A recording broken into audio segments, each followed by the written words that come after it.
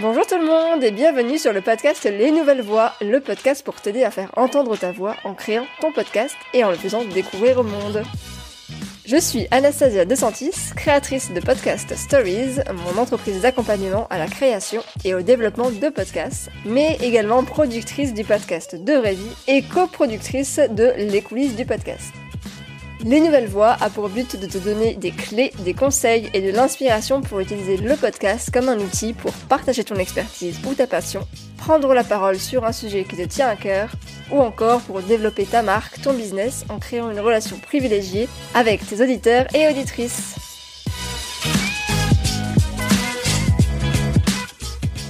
Bonjour à tous, j'espère que vous allez très bien.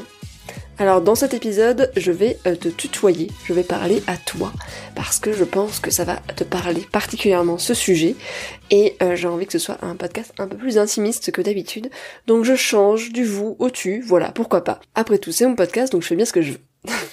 J'espère en tout cas que ça te parlera, et c'est parti. Imagine-toi, tu es dans les coulisses d'une grande salle de spectacle. Tu es derrière les rideaux, juste à côté de la scène. La salle est devant toi, et dans cette salle, il y a 200 personnes qui sont assises et qui attendent impatiemment ton arrivée. Tu vas enfin réaliser ton rêve, tu vas faire un TEDx en direct, en public. C'est complètement fou, ça fait des années que t'en rêves, et là, c'est ton moment. Tu stresses, mais ton tour de monter sur scène arrive enfin. Tu arrives sur scène, tu marches d'un pas décidé, tu as la gorge nouée, tout le monde te regarde. Et tu commences à parler. Au bout de 2 minutes, tu vois les premières personnes qui sortent leur téléphone et qui commencent à aller sur les réseaux sociaux. Au bout de 5 minutes, tu entends les premières discussions dans le public. Au bout de 10 minutes, tu vois des gens, par-ci, par-là, qui se sont endormis, ou bien des personnes qui regardent l'heure avec impatience. On est d'accord, c'est un cauchemar. Et c'est un cauchemar. Tu te réveilles dans ton lit en sueur. Ouf, c'était pas toi, c'était pas ton moment, c'était qu'un horrible cauchemar, et tant mieux. Et si au final c'est ce qui est en train de se passer avec ton podcast? Sauf que les gens ne sortent pas leur téléphone, ils ne discutent pas avec leurs voisins, ils regardent pas l'heure, mais tout simplement ils vont arrêter de t'écouter. Ils vont simplement quitter ton épisode et arrêter leur écoute. Maintenant prenons cette même situation, mais inverse. Tu es de nouveau dans cette salle, te retrouves à nouveau en coulisses, juste avant de monter sur scène. Tu arrives sur scène d'un pas déterminé et là tu avais préparé ton arrivée. Tu sors des chiffres, des faits, tu crées du lien avec ton audience. Tout le monde t'écoute, tout le monde prend des notes, et à la fin, on t'applaudit, et certaines personnes viendront même te voir pour te dire combien ce que tu as dit leur a fait écho.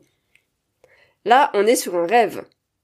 Clairement, t'as réussi ton objectif, tu voulais passer un message, tu voulais inspirer des gens, et c'est ce qui a été fait. Alors faire un TEDx, tout le monde ne va pas le faire. On est d'accord, c'est quand même assez peu de personnes qui sont capables de monter sur scène devant 200 personnes, ou plus d'ailleurs, pour parler d'un sujet qu'ils connaissent. Par contre, c'est un rêve qui est complètement réalisable en version podcast. Dans cet épisode, je te propose donc de voir les actions à mettre en place pour réaliser ce rêve. Avant de commencer cet épisode, comme d'habitude, je tiens à remercier quelqu'un, et cette personne c'est Alexane, qui m'a envoyé un message privé sur Instagram. Alors Alexane, elle a 2 podcasts. Un qui s'appelle Le Yoga dans nos vies et l'autre qui s'appelle Créer, digitaliser et entreprendre. Elle m'a envoyé ce message hier soir, donc pour vous dire que j'enregistre vraiment l'épisode en dernière minute, ne faites pas comme moi. Et elle me dit j'aime tellement ce podcast décomplexé, j'ai vraiment adoré l'épisode pour arrêter de culpabiliser, de ne pas avoir la récurrence qu'on voulait sur le podfade. Donc je l'ai remerciée et je lui ai dit que j'étais ravie que ça fonctionne pour elle, puisque effectivement c'est le but d'arrêter de culpabiliser et de décomplexer justement. Elle me dit oui, ça fonctionne très bien, et d'ailleurs c'est après l'avoir écouté que j'ai décidé de lâcher mes exigences sur un de mes podcasts, et je suis passée à un épisode 1 semaine sur 2. Et là je repense totalement mes podcasts pour les rejoindre, donc j'imagine pour créer un seul podcast des 2, donc ça a bien résonné. Alors déjà Alexane, bravo pour tes 2 podcasts, parce que je le sais, avoir plusieurs podcasts, ça demande beaucoup de temps, beaucoup d'énergie. Déjà avoir un seul podcast, ça demande beaucoup de temps, beaucoup d'énergie. Donc en avoir 2 avec des sujets un petit peu différents, où le format n'est pas forcément le même, où on va pas aborder les choses de la même manière, c'est vraiment un casse-tête. Et ça en plus d'avoir son business, hein, bien sûr, ou une activité. Donc là déjà, bravo pour tout ça. Et merci pour ton message, merci, franchement j'adore lire vos commentaires sur Apple Podcast et bien évidemment je vous encourage à continuer à le faire. Mais quand je reçois des messages Instagram, c'est vrai que ça me fait particulièrement plaisir parce que c'est du direct, je les vois tout de suite, je peux vous répondre aussi, donc n'hésitez pas non plus si c'est le cas de votre côté.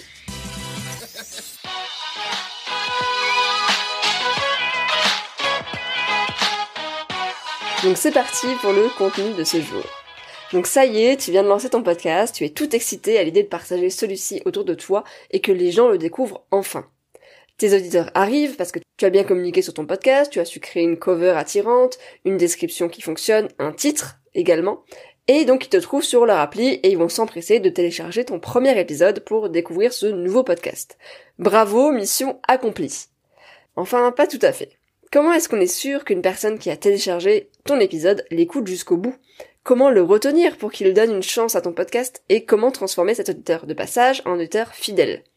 D'après une étude menée par The Podcast Host sur la découvrabilité du podcast, alors ça c'est un mot qui veut dire comment est-ce qu'un podcast est découvert, qui date donc de 2020, une question a été posée, et cette question c'est combien de temps un podcast doit-il accrocher un nouvel auditeur ?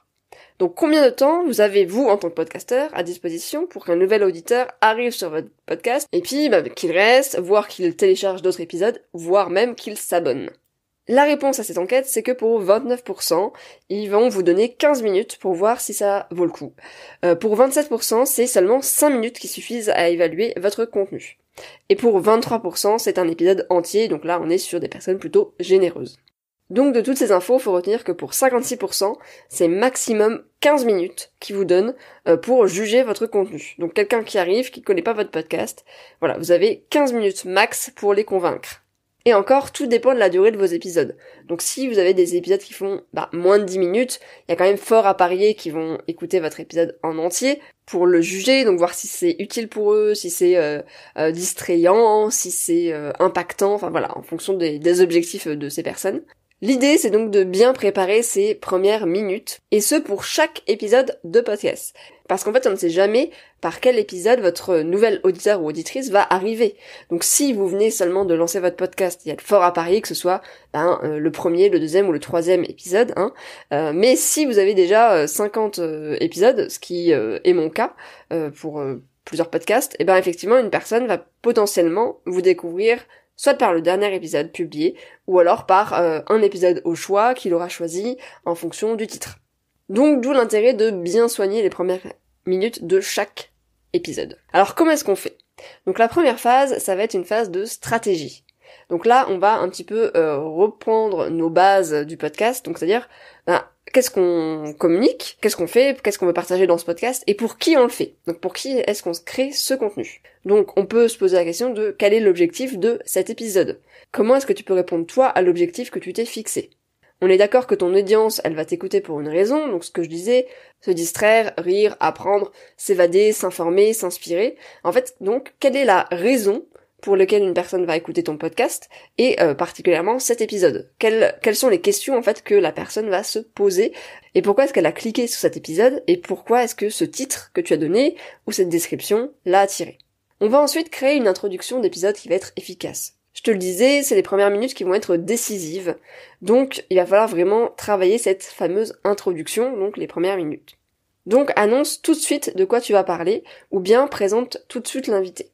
Donc la première chose, c'est de ne pas avoir une introduction qui est trop longue. Et ça va être en fonction de la taille de ton podcast. Enfin, de la durée de ton podcast, plutôt. Donc si ton podcast, tes épisodes font entre 5 et 15 minutes, une introduction de 30 secondes à 45 secondes max, c'est vraiment ce que je te recommande. Entre 15 et 30 minutes, tu peux faire une intro de 15 secondes à 1 minute 20.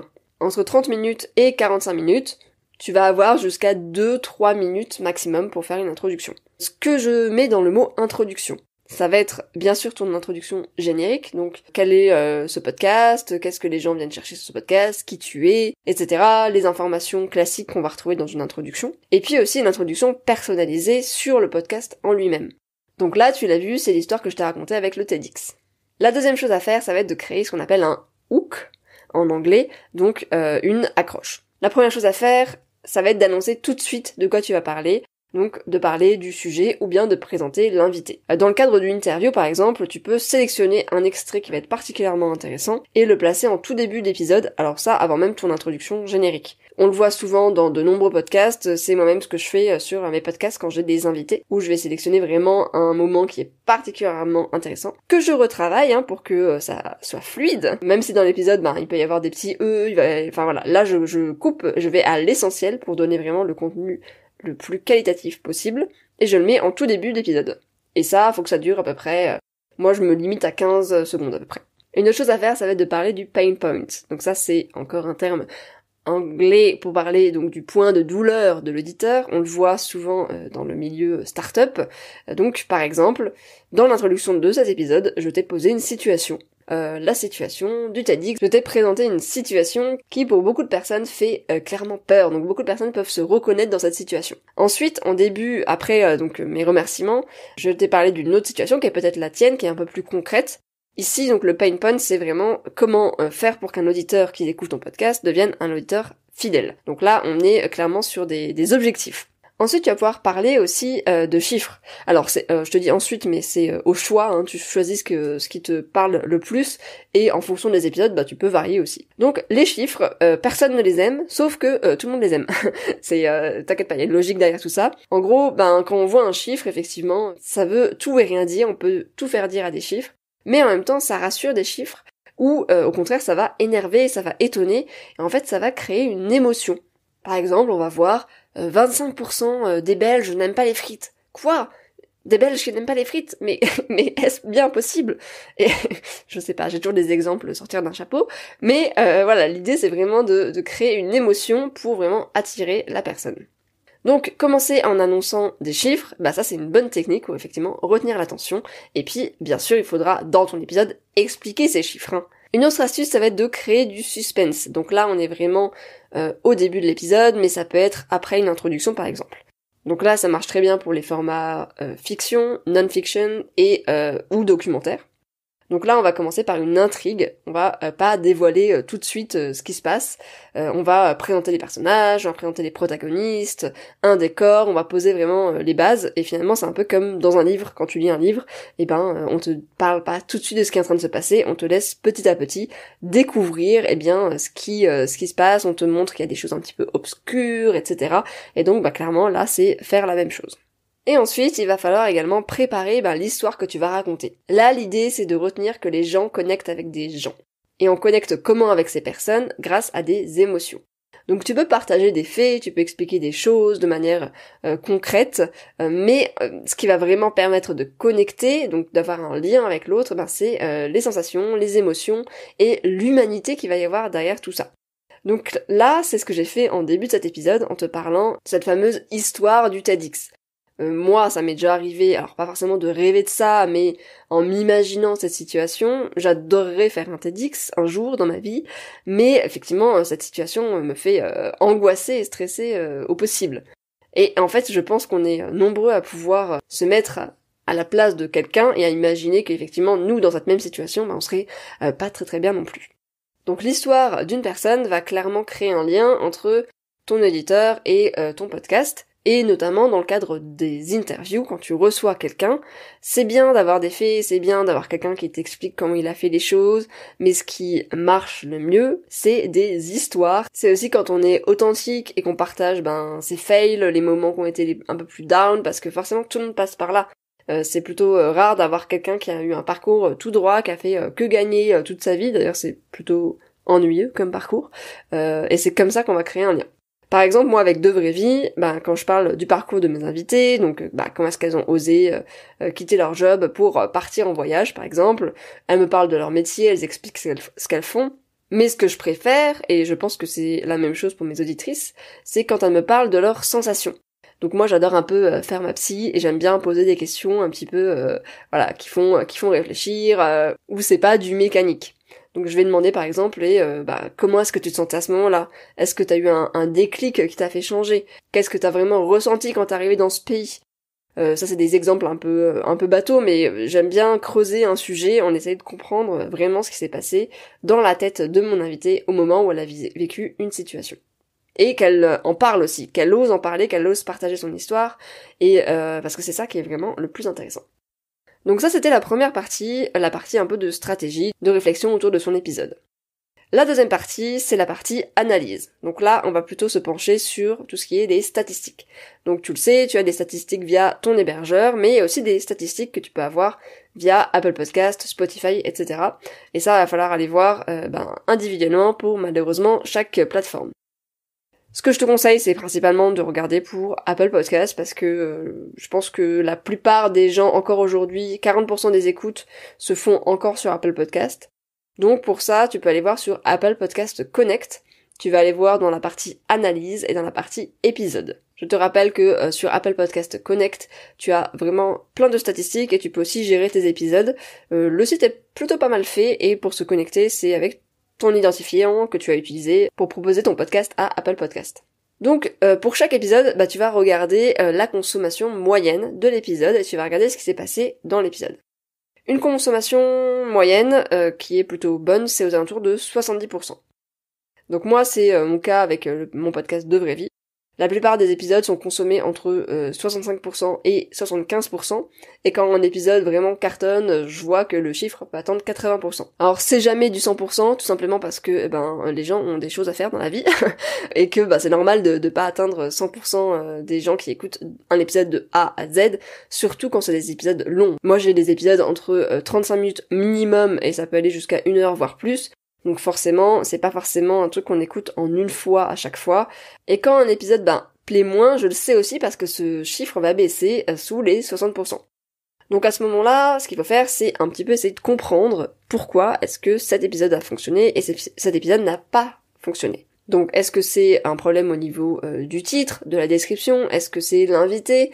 Est-ce que le contenu était moins intéressant? Est-ce que moins de personnes ont pu s'identifier à l'histoire de mon invité par exemple? Donc ça c'est des choses qu'il va falloir analyser.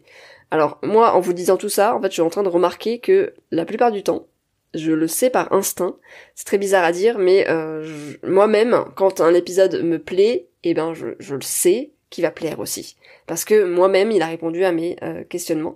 Et quand un épisode me plaît un peu moins, ou je suis moins à fond dedans, on va dire, ça arrive aussi, je le sais aussi parce que je sais que c'est ce qui va moins fonctionner. L'analyse sur Apple Podcast te donne aussi les moments clés, donc tu vas pouvoir voir si à un moment donné il y a une forte baisse, s'il y a une baisse drastique, en fait il va te donner sur l'ensemble de l'épisode les moments, donc c'est normal au début tu as donc t'es à 100% et puis au fur et à mesure ça baisse tout doucement et tu vas voir que à la fin, au niveau de l'outro, quand c'est la fin, là ça baisse complètement puisque les gens quittent pour aller écouter l'épisode d'après par exemple. C'est normal d'avoir une baisse, particulièrement sur des épisodes longs, mais si c'est drastique, c'est-à-dire que si à un moment donné, sans raison particulière, il y a une vraie baisse, alors tu peux écouter ce moment-là directement depuis l'application pour voir est-ce que c'est un problème technique, est-ce qu'il y a un problème de montage, ou bien est-ce que, je sais pas, on parle d'un sujet vraiment que personne n'a envie d'écouter, je sais pas, ou un manque d'intérêt, est-ce que c'est hors sujet, est-ce que c'est boring, est-ce que c'est trop long, voilà, essaye de se poser un peu toutes ces questions. Alors je te le dis tout de suite, si tu as peu d'écoute, ça va être assez compliqué de se baser là-dessus parce que forcément tu peux pas tirer des conclusions à partir d'un échantillon de personnes assez faibles. Mais voilà, ça peut être quand même intéressant d'aller jeter un œil. Voilà, c'est la fin de cet épisode, donc pour conclure je te dirais tout simplement, mets-toi à la place de ton auditeur. Comment est-ce que toi tu réagis quand tu écoutes un podcast et que les premières minutes sont ennuyantes? Est-ce que tu restes ou est-ce que tu pars, tu vas découvrir un autre podcast, un autre épisode, qu'est-ce que tu fais? Et enfin, si tu devais retenir une seule chose de cet épisode, ce serait quoi? Dis-le moi sur Instagram, ça m'intéresse vraiment de comprendre ce qui toi t'a intéressé dans cet épisode, et même pour les autres épisodes, ce qui t'intéresse moins. C'est super utile pour moi d'avoir vos retours pour créer du contenu qui soit vraiment adapté. J'espère que cet épisode t'a plu, moi j'ai pris beaucoup de plaisir à le faire, donc j'espère que c'est réciproque. Je te souhaite une bonne journée, soirée ou nuit, et je te dis à très bientôt pour un nouvel épisode.